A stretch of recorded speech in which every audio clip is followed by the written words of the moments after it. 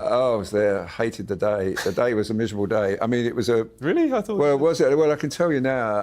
It was the worst royal engagement I ever did, a royal wedding I ever did. You know, I thought to myself, you know, this is all showbiz rubbish. You're absolutely right. I mean, what I discovered was, of course, that she was hunting for a man and there's no doubt she targeted Harry. The whole thing was just stage managed to suit them. This is not the Harry he was a few years ago. And the only reason he's not like that is he's following the request of Meghan. He said himself, what Meghan wants, Meghan gets. And so he was angry, and I felt, you know. For years, Meghan's return to royal life had seemed impossible. Then one private message reportedly changed the atmosphere completely. Harry believed a door was finally opening, palace aides began asking uncomfortable questions, and William was forced to confront a possibility he had hoped would never return. The message was brief, careful, and deliberately vague. It did not promise Meghan a title, a role, or even a formal invitation. But to Harry, it carried something more important: movement. After years of distance, strained appearances, guarded statements, and conversations that seemed to lead nowhere, someone inside the royal circle was finally willing to discuss whether Meghan could have some form of future involvement again. Harry did not immediately celebrate. He knew how quickly hope could become disappointment. Still, he could not ignore what the message appeared to suggest. Perhaps time had weakened the anger. Perhaps Charles wanted more than symbolic peace. Perhaps the family was finally ready to consider something beyond carefully managed reunions. But Meghan saw the danger almost immediately. Returning was not simply about walking through palace doors again. It meant returning to a system of rank, expectation, ceremony, and control. Every appearance would be examined. Every gesture would be interpreted. Every disagreement could become another test of loyalty. For Meghan, the question was not whether the family could smile beside her at a major event. The question was whether the institution itself could ever accept her without trying to reshape her. Inside palace circles, that same fear was reportedly dividing opinion. Some believed reconciliation could repair years of damaging headlines and present a stronger image of unity, particularly beyond Britain. Others warned that bringing Meghan back into any recognized royal position could reopen wounds the monarchy had spent years trying to contain. Old disputes over privacy, hierarchy, influence, and trust had never fully disappeared. They had simply moved out of sight. And then there was the future. Catherine's role was becoming increasingly important. William's authority was growing. Charles still appeared drawn toward family peace, while Harry wanted proof that reconciliation meant something real. Those pressures were no longer moving in the same direction. Slowly, Harry began to understand that this was not about whether Meghan might attend another ceremony, family gathering, or carefully controlled public occasion. It was about whether she could ever again hold an acknowledged place inside the royal structure itself. And that answer would not belong to Charles alone. One approval mattered more than Harry had initially understood: William's. And when William learned exactly what Harry was hoping for, the question of Meghan's return stopped being a family conversation and became something far more dangerous: a battle over who would control the monarchy's future. The palace was not simply discussing whether Meghan could return. Behind closed doors, officials were allegedly considering what she would have to surrender first. The conditions touched everything from public appearances to private conversations, and one demand threatened to destroy Harry's hopes before negotiations had even truly begun. What had started as cautious talk of reconciliation quickly became something colder. The language changed. Instead of healing, advisors spoke about boundaries. Instead of trust, they spoke about protection. Meghan might be welcomed back into certain family spaces, but any official return would come with limits designed to prevent the old chaos from returning with her. One alleged condition was especially clear: Meghan would not be allowed to create an independent royal role around herself. Any public duty, appearance, or charitable involvement connected to the crown would be controlled through established palace channels. There would be no separate interpretation of what her position meant, and no freedom to present herself as a royal figure outside those limits. For senior figures, the concern was bigger than Meghan alone. They feared a divided monarchy, one center of authority inside Britain and another built around Harry and Meghan abroad. Two voices, two narratives, two versions of what royal service represented. To William, that possibility was not simply uncomfortable. It was dangerous. Then came the issue Harry found even harder to accept. Confidentiality, sensitive family discussions, private disagreements, and internal decisions could not later become material for interviews, documentaries, memoirs, or public campaigns. To palace officials, this was basic protection. To Harry, it sounded like reconciliation being offered only after silence was guaranteed. The restrictions did not end there. Meghan would not automatically regain ceremonial precedence, former patronages, household influence, or the privileges attached to full-time royal service. She could be present without being restored. Included, without returning to the position she once held. That distinction angered Harry. In his mind, asking Meghan to come back under reduced status looked less like forgiveness and more like humiliation wrapped in polite language. If the family truly wanted peace, why make her prove herself from the bottom again? But William was looking at something Harry was not. For Harry, this remained a wounded family trying to repair itself. For William, every exception could become a precedent inherited by the future crown. And that was where the real danger lay. William's concern was no longer simply whether he trusted Meghan. It was what the monarchy would mean if someone could leave it, challenge it publicly, and later return, without lasting consequences. Harry believed these conditions could still be negotiated, but he had not yet discovered the one boundary William considered completely non-negotiable, and that boundary would soon determine Meghan's fate. Harry had spent years insisting that protecting Meghan came before palace expectations. Now, with a possible return finally within reach, he was being asked to compromise again. But his strongest argument did not soften William. According to the emerging palace tension, it did exactly the opposite. Harry began pushing deeper into the discussions, determined that Meghan would not return under terms that treated her entire life after leaving royal duties as something requiring apology. He believed that if reconciliation was genuine, it could not begin with one side standing in judgment while the other accepted every condition. In Harry's mind, both sides had been wounded. Both sides had said and done things that damaged trust. Therefore, both sides had to move. That argument carried a deeply personal edge. Harry was not only fighting for Meghan's position, he was fighting for his own connection to Britain, to Charles, to William, and to the family history he had never completely escaped.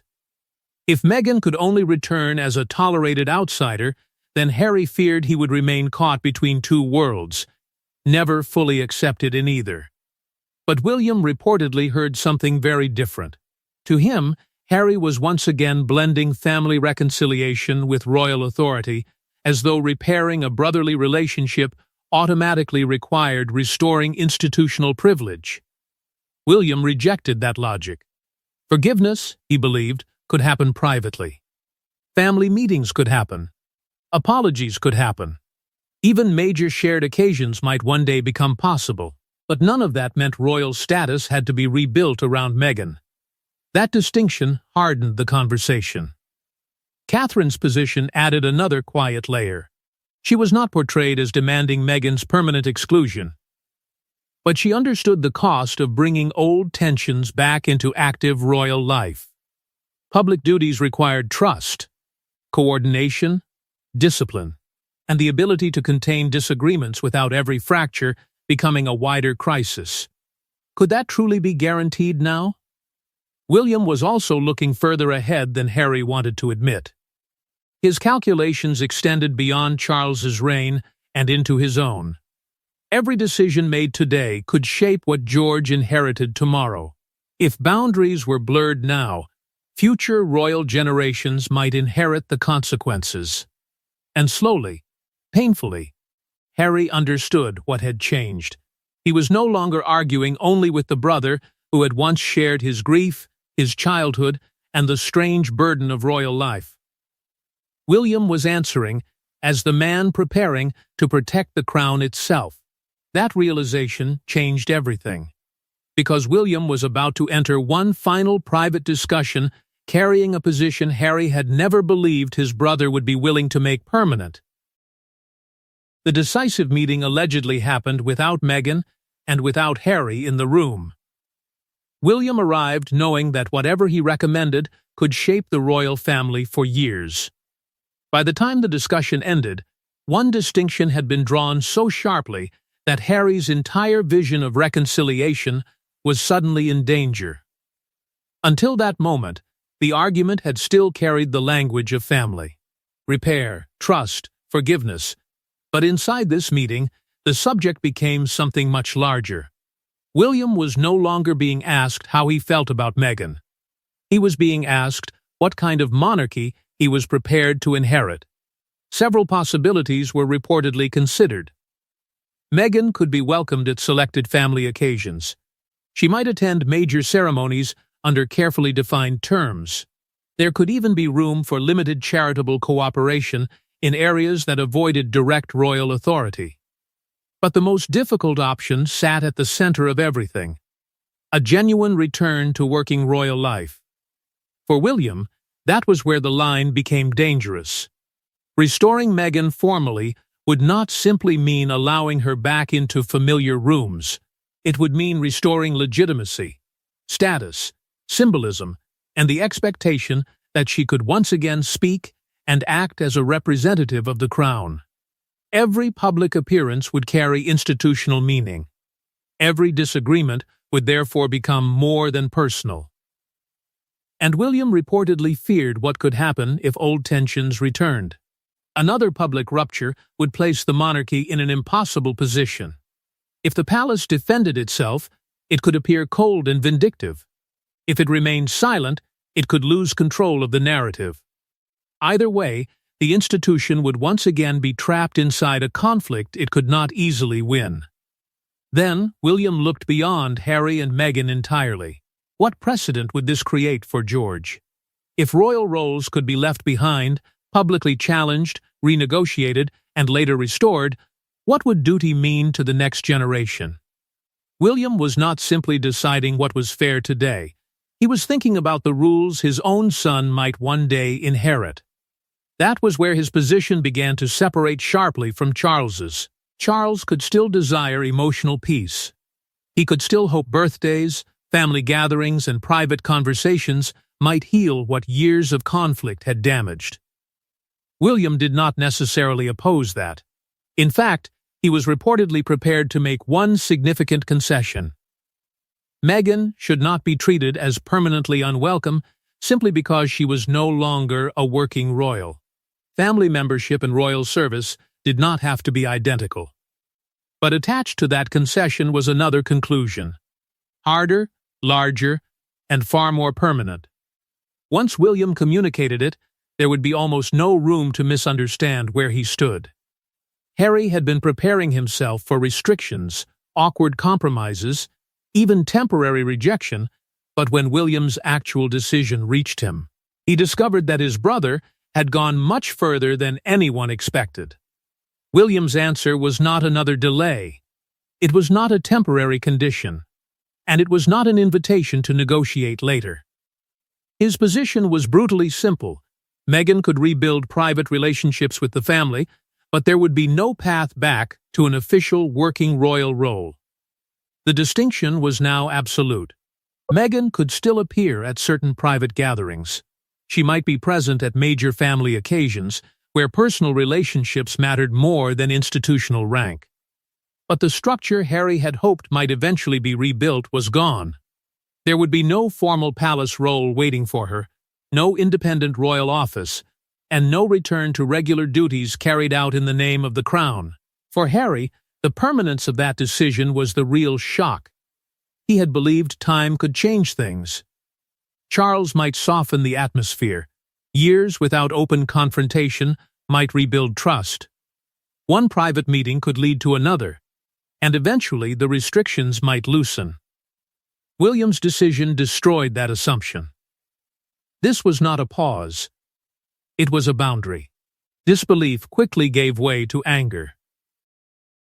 To Harry, the ruling felt like Meghan was being judged forever for choices made during one of the most painful periods of their lives. He could understand caution. He could understand conditions.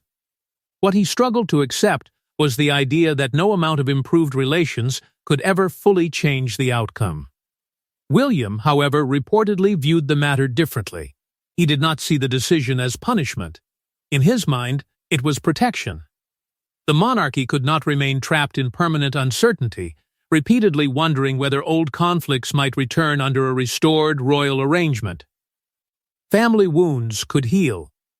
Institutional consequences, he believed, still had to remain. That distinction cut deepest between the brothers. William was effectively telling Harry that repairing their relationship did not mean restoring the life they once shared. The past could be discussed, perhaps even forgiven, but it could not simply be rebuilt. Harry pressed the point. What if apologies were exchanged? What if years passed without another public dispute?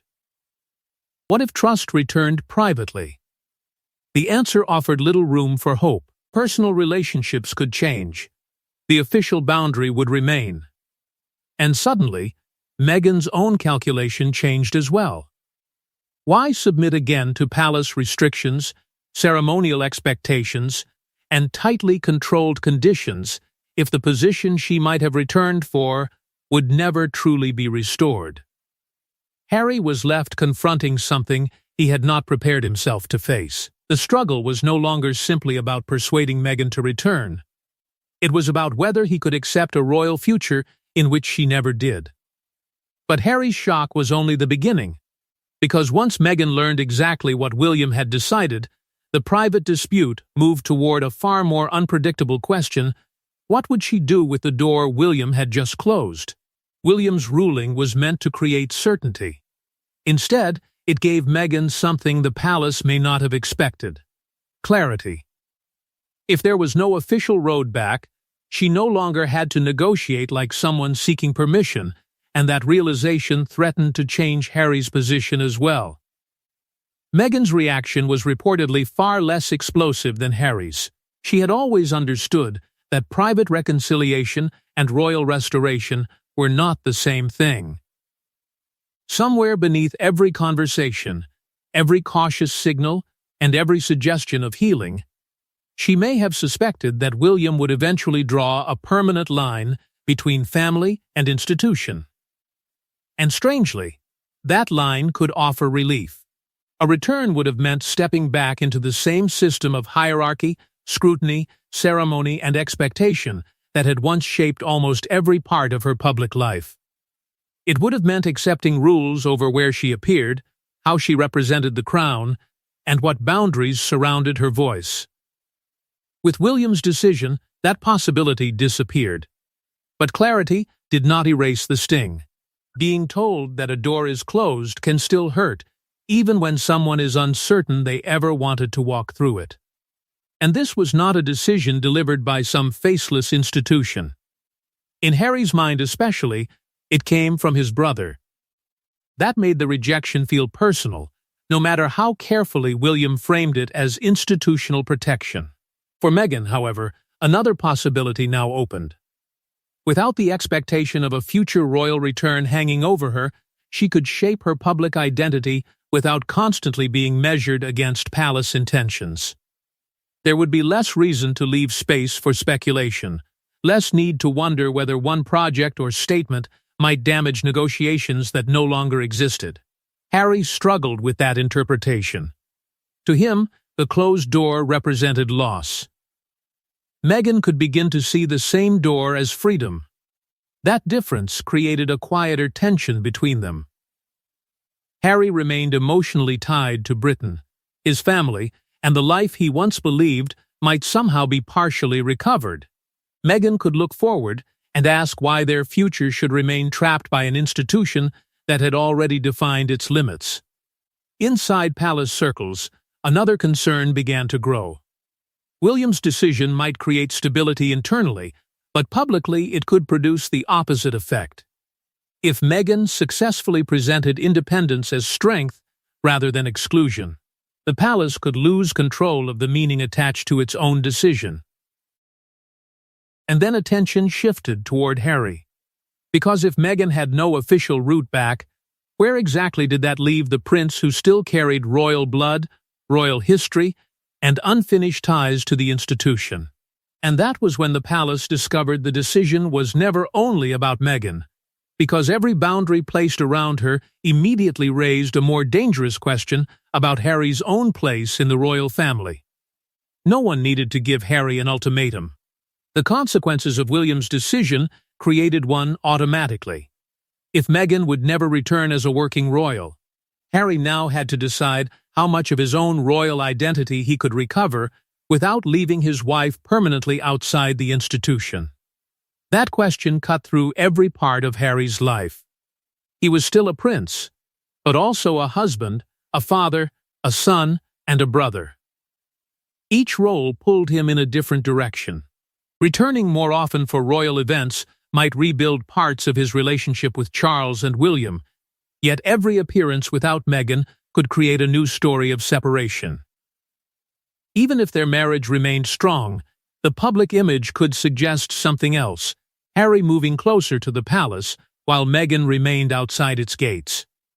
But refusing greater involvement carried its own cost. The longer Harry stayed distant, the more difficult it became to imagine his children growing up with the same connection to royal traditions, family ceremonies, and inherited history that shaped his own childhood. This was not merely about titles or possessions. It was about belonging to a story stretching through generations, one filled with duty, privilege, expectation, and pain. Diana's legacy made that conflict even sharper. Harry had always carried the memory of his mother as something deeply personal, yet inseparable from the monarchy itself. Now he faced the possibility that preserving one part of his identity could mean sacrificing another. And beneath everything was William. Harry could not ignore the feeling that his brother now had the power to define the terms of belonging. Once, the two princes had seemed destined to stand beside each other through every stage of royal life. Now William was helping decide how much of that world Harry could still enter. Charles was trapped between them. If he pushed William to soften the boundary, he risked weakening the authority of the future king. If he accepted William's position completely, Harry could interpret the silence as another abandonment. Palace advisors began to recognize an uncomfortable truth. Reconciliation might have a ceiling. Harry could rebuild private relationships. He could attend important family moments. He could even recover some warmth with his father and brother. But the old arrangement, the shared royal future that once seemed guaranteed, might never return. William's decision had created stability on paper. Emotionally, it had divided the family into two increasingly permanent worlds, one inside the institution and one beyond it. The decision had settled Meghan's official status, but it had not settled the family, and as the consequences spread beyond William and Harry, the monarchy faced a final problem no palace order could easily contain. William had finally provided the answer everyone wanted, yet almost nothing felt resolved. Meghan's royal return had been blocked. Harry felt blindsided, and the palace had protected its hierarchy. But beneath that apparent certainty, a deeper conflict was beginning, one involving memory, loyalty, children, succession, and the future crown. William's decision was not an ending. It was a turning point. The uncertainty around Meghan's official position had finally been removed, but in its place came something far harder to manage: consequences that could stretch across years. William believed clarity was necessary. As his responsibilities grew, he could not allow the future monarchy to depend on personal moods, temporary truces, or changing relationships. Boundaries, in his view, protected the institution from repeating old instability. Harry saw the same boundaries very differently. To him, the monarchy had too often used structure as a shield against emotional repair.